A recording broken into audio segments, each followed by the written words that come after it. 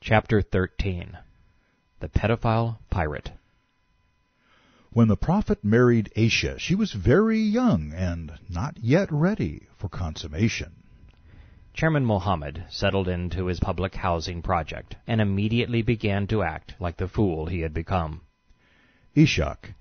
In the year of the prophet's arrival, Abba Uama died from a rattling in the throat.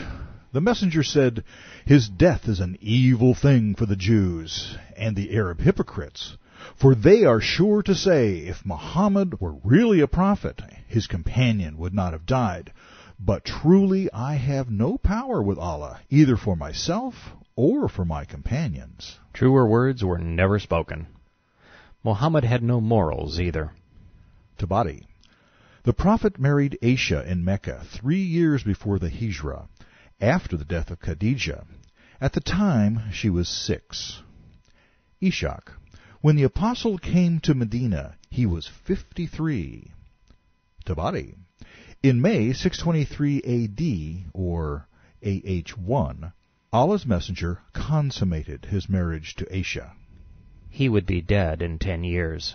She hadn't even lived that long. Pedophilia was, and continues to be, child abuse. The abused had come full circle. He was now an abuser. Accusing a prophet of being a pedophile sounds outrageous, yet the evidence is undeniable. Tabari. When the prophet married Aisha, she was very young and not yet ready for consummation. This is how it all happened. Tabari. My mother came to me while I was being swung on a swing between 2 branches and got me down. My nurse took over and wiped my face with some water and started leading me. When I was at the door, she stopped so I could catch my breath. I was brought in while Muhammad was sitting on a bed in our house. My mother made me sit on his lap. The other men and women got up and left. The prophet consummated his marriage with me in my house when I was 9 years old. Given a choice, I believe most people would prefer to get their spiritual inspiration from someone who isn't a sexual predator. Muhammad struggled to justify this behavior. Bukhari. The prophet said, "A virgin should not be married till she is asked for her consent." "O apostle, how will the virgin express her consent?" He said, "By remaining silent." Allah's apostle told Aisha, "You were shown to me twice in my dreams," also known as sexual fantasies. "I beheld a man or angel carrying you in a silken cloth. He said to me, 'She is yours, so uncover her.' And behold, it was you. I would then say to myself, 'If this is from Allah, then it must happen.'" Allah not only approved pedophilia, He insisted upon it. That makes the Islamic God as perverted as his prophet.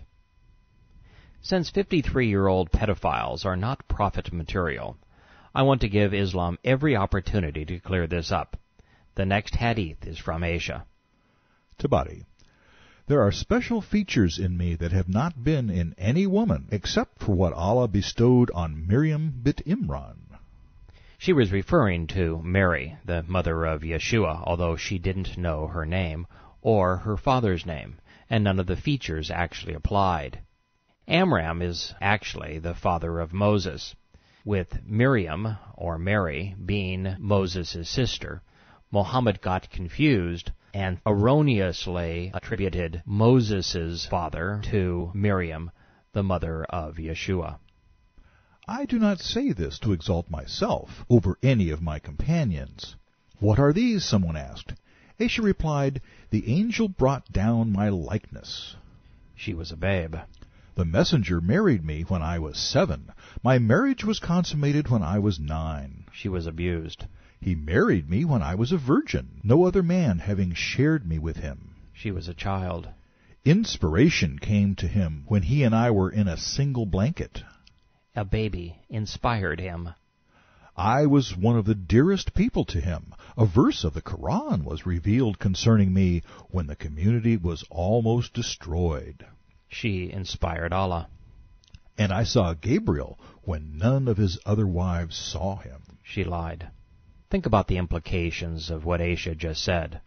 Muhammad was inspired. A Quran surah was handed down while the Prophet was having sex with a little girl. Allah didn't find pedophilia the least bit troubling. The following confirms that the first Muslims were consumed by greed. The Prophet was inspired by the body of a child, and the circumstances surrounding the Quran revelations are as perverted as the scriptures themselves. Bukhari. The people used to send presents to the Prophet on the day of Aisha's turn. To have sex with him. Aisha said his other wives gathered in the apartment of Salama. Wife number 2. And said, the people send presents on the day of Aisha's turn, and we too love the good presents just as much as she does. You should tell Allah's apostle to order the people to send their presents to him, regardless of whose turn it may be. Repeated that to the Prophet, and he turned away from her. When the Prophet returned to she repeated the request again. The Prophet again turned away. After the third time, the Prophet said, don't trouble me by harming Aisha, for by Allah, the divine inspiration, that would be Quran surahs, never came to me while I was under the blanket of any woman among you except her. If there have been any skeptics who have made it this far without acknowledging that the Quran was inspired to satisfy Muhammad's cravings rather than to save men's souls, welcome to the realm of reason.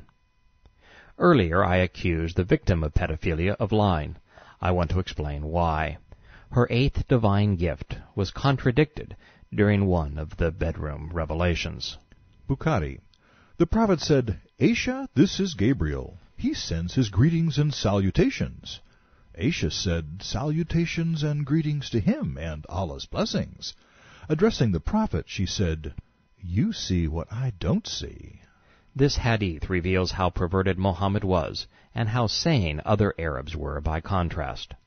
Bukhari. I participated in a ghazwa, which would be an Islamic raid, with the Prophet. I said, Apostle, I am a bridegroom.